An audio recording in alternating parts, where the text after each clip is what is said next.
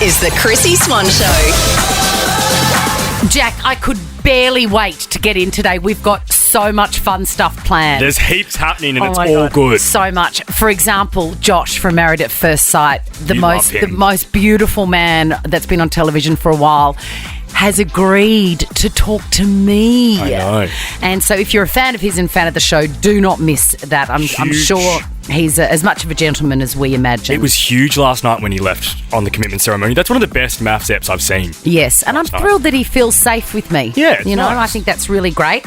If you want to go and see Pink in the UK, in London, this is the only place that you're going to achieve that. We're going to do that after 3 o'clock.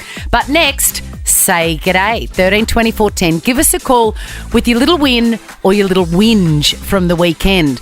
Mine is a bit of both. Okay, so the win is that I finally got to make that coconut drink that my kids have been harassing me to make. I saw that on Insta. We went to Tijuana for the day when we were in America, and we all drank this beautiful coconut drink, and I've been promising. Finally made it. So that's the win. The whinge is I used every appliance and pan and dish in the house, and then the kids scattered and didn't help me clean up anything.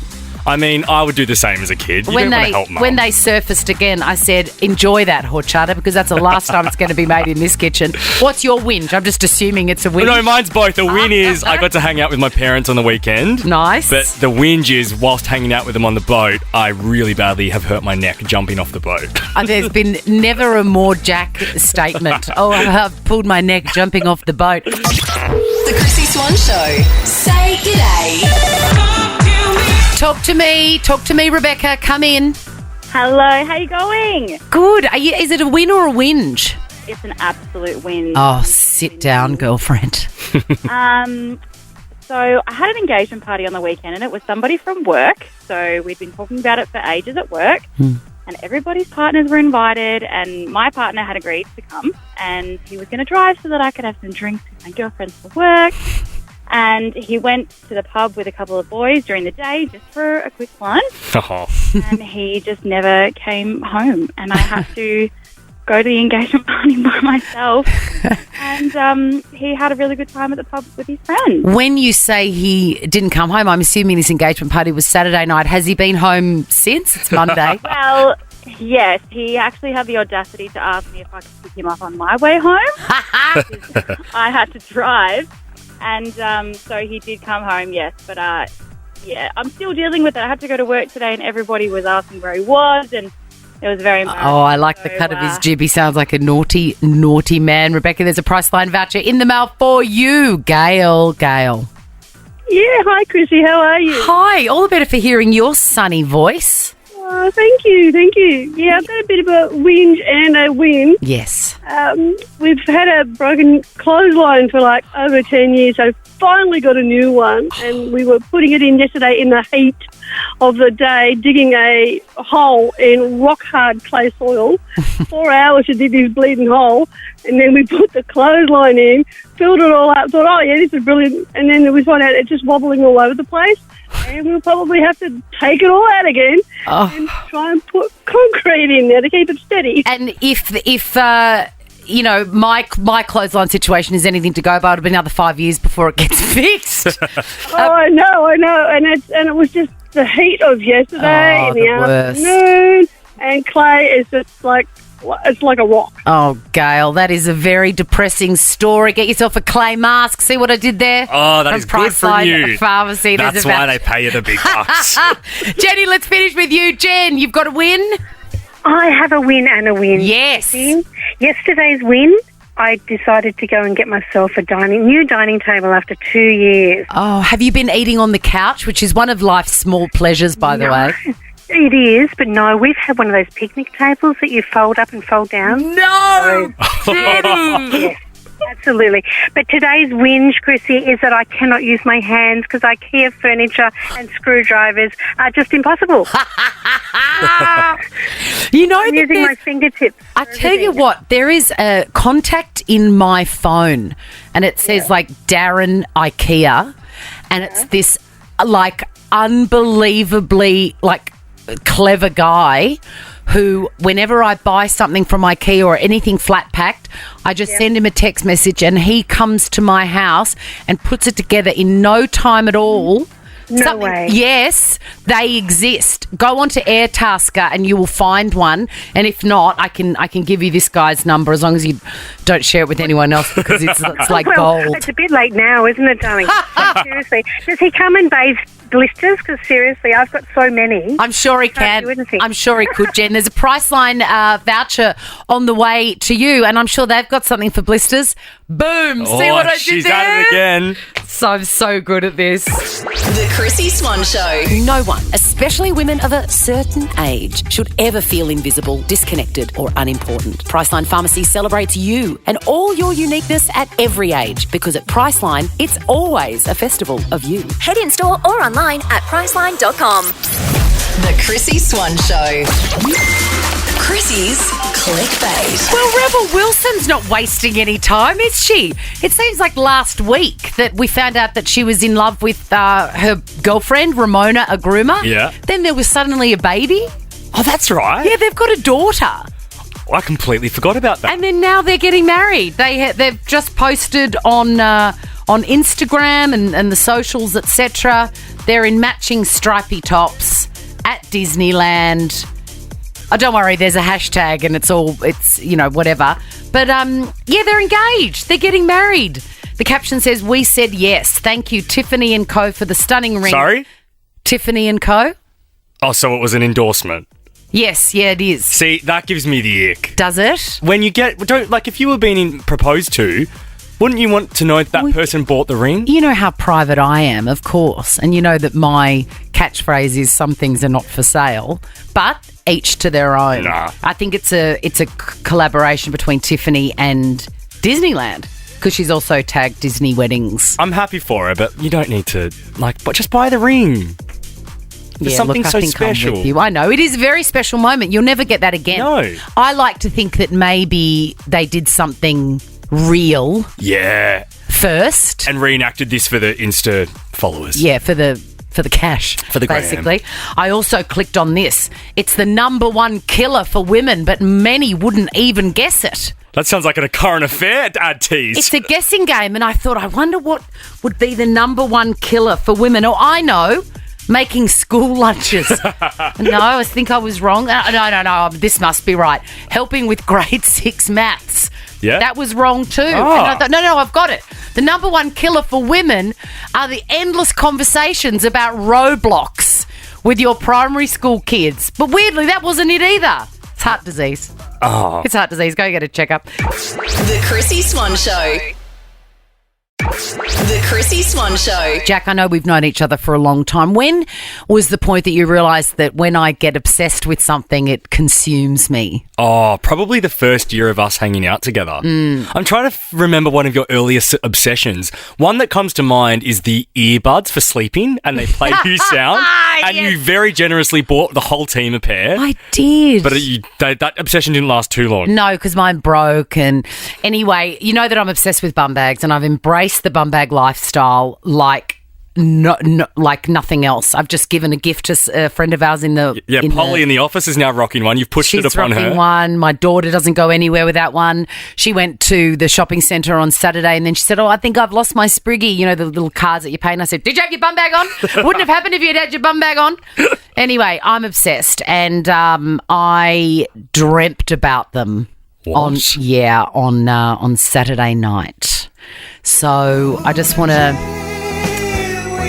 It's gone next level now, my obsession of bum bags. I was awoken at 4 a.m. on Sunday. Dreaming about them. Dreaming about bum bags, specifically the possibility of pivoting into a formal bum bag. What are you talking about? Okay, so the ones that I've got are...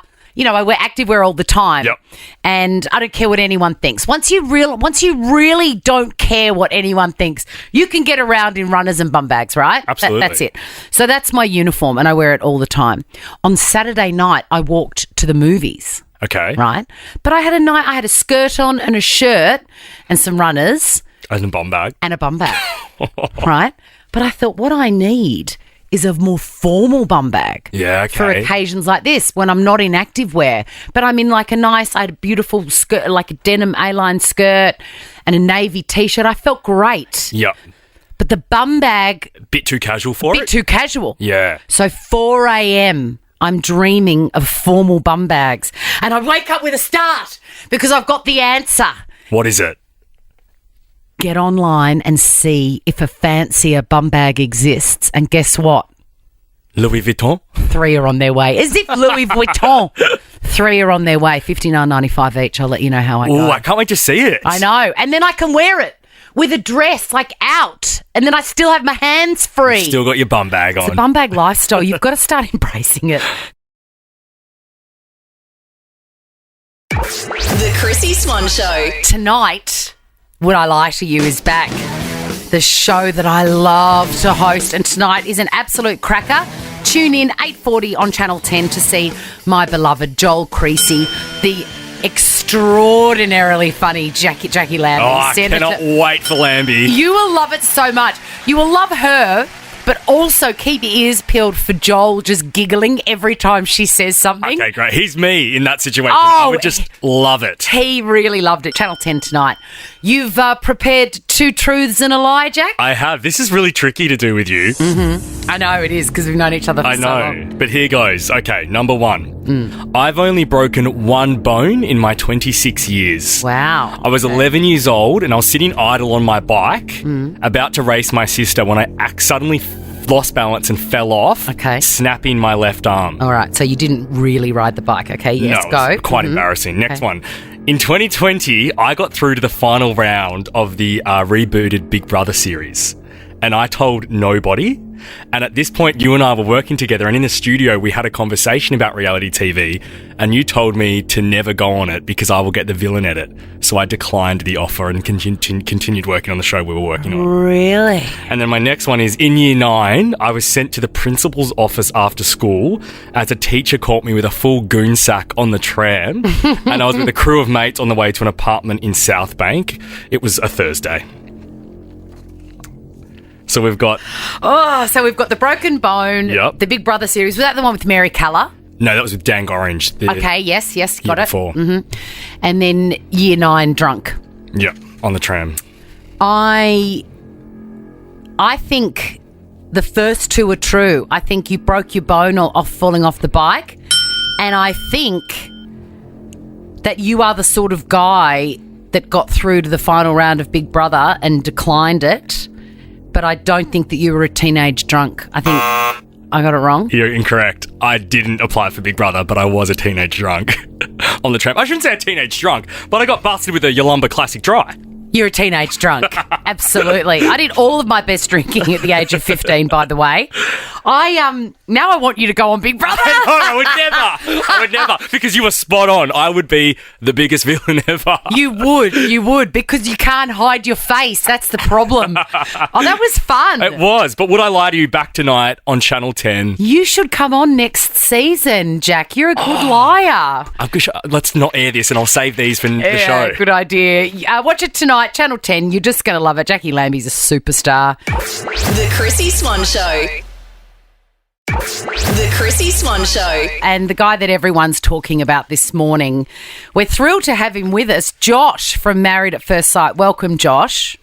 Thank you, Chrissy. I appreciate it. Yeah, nice to meet you. Yeah, really good to meet you. I loved watching you on the show. You were my favourite. And I thought if I ever got to talk to you, I would say, how frustrating was it to be consistently not seen by someone? Yeah, I mean, look, it was difficult. We just came from, it's not too dissimilar to a normal relationship where you're 2 different people coming together, different backgrounds, different personalities, upbringing, and then trying to work out if you can make it work. Yeah, that's all I can really say. Yeah, last night on the couch, you looked a bit shell-shocked. She was saying all sorts of stuff that you hadn't heard before. One of the most alarming things, I think, was the control element.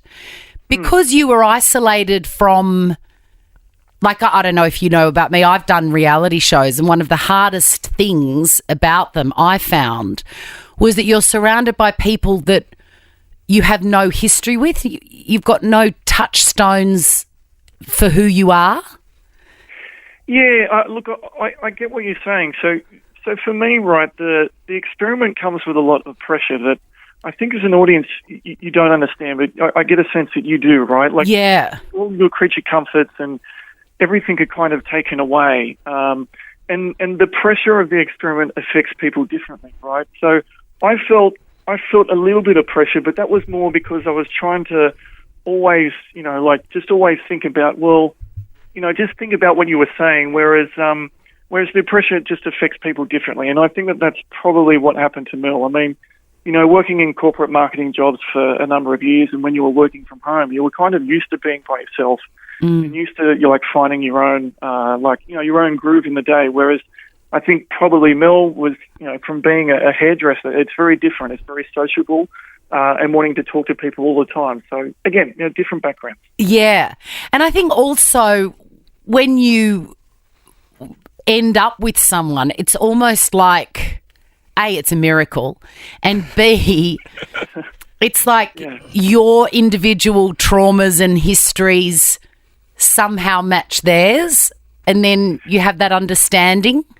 Yeah, 100% right. I mean, you look, as you advance in years, there is an associated baggage which comes with that, and you can either talk to someone and try to get professional help and do that, or not. But look, everyone has baggage as they get older. When you were on the couch last night and, it was fairly obvious that you wanted out of there, and there's not a person watching that, would have disagreed with you. You said, I just want to see my kids. And I really understood that. What was it about seeing your kids that you knew would make you feel like you'd come into yourself again? Yeah, I just wanted to ground myself around my children again. They mean the world to me. I mean, something that wasn't explored in the experiment was the pajamas that I wore. I know that I was going to cop a lot of criticism about it, but over the years, they were the gifts from my kids around birthdays, Christmases, and what have you. And so I wore that to try to remember them every night. But yeah, it was just a grounding process and wanting to see them. And it was an acknowledgement that the relationship wasn't for me, and I just wanted to return back to normal life with work and with my children. Speaking of normal life, I assume that this was recorded a while ago. What have you done for yourself to remember how fabulous you are? I look, when I came off the show, it is a few months ago, I worked really hard at trying to understand the experience and trying to accept the things that I had gone through and the feelings that I had. And then as others came off the show, I still thought that I could be of service. And, I would talk to them about my experience and how I felt, and if there was any commonality, just trying to make them feel that that it was something that they were going to go through too. And, but yeah, I've been working hard on myself. I haven't met anyone or anything like that. So still going through the process. Josh, was Melissa on camera, and a lot of her narrative was about being really passionate and enthusiastic about the intimacy element of a relationship. When the cameras were down and you were just hanging out together, was she like that? Like, is that all she wanted to talk about, or do you think she played it up a little bit? Well, I think the thing for me that I always maintained to a lot of the cast is that you can't complain about how they show you on screen if those are the things that you're going to talk about all the time. A lot of people talk about the edit, and it's not reflective of who they are. But if you give them the content, that's what they present up on the screen. Did Mel talk about physical intimacy all the time? No, not all the time, but it was reflective of the overall conversation. Right. Which the things that were captured on the screen were, we were talking about intimacy when we did our confession letter, when we did. When we had the arguments that we did, it was all centered around that, unfortunately. I think her idea of... I was watching it and I just thought, her idea of intimacy and my idea of intimacy are two very different things. And I don't think I realised, to be honest, how maybe different I was watching her, because I think hers is kind of a standard physical definition of intimacy, whereas for me, and I think maybe for you as well, intimacy is more about time and sharing stories and the silence in between everything. Yeah, 100%, and it's really well put, Chrissy. I mean, I'm not gonna say that I haven't been about physical intimacy in the past. I have, but it was also an exploration for me where I was like, okay, well, yes, we're in this experiment, but it shouldn't be the only thing that we kind of like lean on. Like, to know who I am, like what do I do for a job? Like what are my kids' names? Like things. Like things like that were of interest to me. What do you think about politics, religion? Yes, absolutely. If you know someone deeper, it means more. Like the connection is enriched, and it means more when you are physically intimate. That was kind of the point that I was trying to always say, that, let's learn about each other. Yeah. It was the third week in Intimacy Week when we talked about like our upbringing, and it's just like, well, you know how it is. When you meet someone, what do you say? Hey, I'm Josh, like, what do you do for a job? The fact that it was in the second week, then I had to say, well, what do I do for a job? And Mel didn't know. Yeah. It's just like, well, you know what I mean? Yeah, I just think you had different ideas of what intimacy is and what a relationship could be. And I think John Aiken was right in, calling it, saying that this is never going to work. You two are completely on different levels. Yeah, that's fair. I mean, as I said, we're two different people that come from different backgrounds, and there's nothing wrong with that. It's just two strangers that didn't work out. Josh, I've got one question about last night's commitment ceremony. I really liked how John, let somebody leave even though the other person had said stay. I want to ask about Bronte and Harrison, though, because seeing them on the couch sort of seeming to play a happy couple felt a bit like BS to me. Did you get a whiff of that they've just said stays, that they both get another week on the show and maybe another Instagram follower? Like, did any of it seem disingenuous to you? It didn't seem disingenuous to me, but I've got to be pretty honest. I wasn't really thinking about anyone else at that point of time. Fair. I was just kind of like focused around, okay, well, because I had laboured around a lot of the relationship, and then so it was all very much white noise when I was sitting there. But I mean, you can only take people at face value when they say that they're into each other. All right. Well, what a joy to finally talk to you, and thanks for taking time out of your day, Josh. It was a real thrill. Thank you. That's very kind of you. I've really appreciated the chat. Thanks for the time as well. Before you go, Josh, I just want to ask you, what was your favourite Christmas present that you ever got as a kid? What was the favourite Christmas present? Actually, one year I said to my parents that I didn't want a birthday present in September. I wanted to save it for Christmas, and it was the Beatles box set on CDs. I know that makes me incredibly old. But How old were you when you asked for the Beatles box set on CD? I was 14. Yeah, 14. I loved because Beatles. that was, I remember when CDs first came out, and that was, I think Sgt. Pepper's was the first CD you could ever buy, but that's before your time, I would say. No. I mean, yeah, during high school I got into the Beatles. Like, my dad had records, and I started listening to them, and I just thought they were amazing. Also, I think around that time there was the Beatles special, the anthology series that was on. Yeah, right. Is Revolver your really favourite album? Which one is, sorry? Revolver? No, actually, it's Abbey Road. The Abbey Road, the last part, I think it's around about the last 8 songs where there's no cut between the songs. I think it's actually pure Nirvana in terms of It's like a fever dream.